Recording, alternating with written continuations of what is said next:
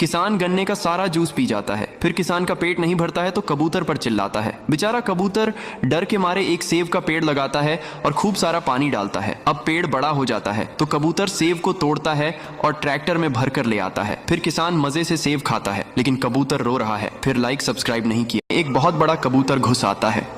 एक आदमी कबूतर को रस्सी से पकड़ लेता है और फिर उसे पिंजरे में बंद कर देता है। कबूतर भूख के मारे रोने लगता है। फिर एक बड़ा मुर्गी गांव में आता है और कबूतर को पिंजरे से बाहर निकालता है और फिर दोनों गांव के लोगों से बचकर भाग जाते हैं। लेकिन कबूतर फिर भी रोने लगता है क्योंकि किसी ने लाइक सब्सक्राइब नहीं।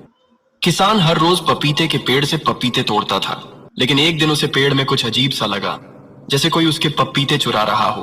तो किसान चोर को पकड़ने के लिए झोपड़ी में छुपकर नजर रखने लगा। जैसे ही अगली सुबह हुई, तोता हर दिन की तरह आया और एक पपीता चुराकर उड़ गया। किसान चुपचाप उसका पीछा करता है। तोता उड़ते उड़ते अपने घर पहुंचता है और पपीता अपनी झोपड़ी में रख देता है।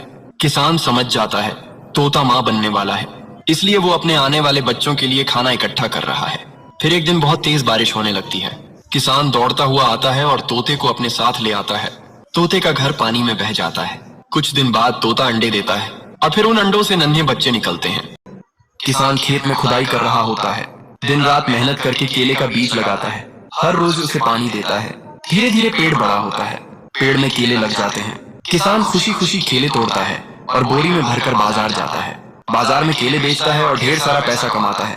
अगले दिन जब किसान बाजार जाता है, ये सब दादी दूर से देखती है और मन ही मन जलने लगती है। दादी चुपके से आती है और केले का पेड़ जला देती है।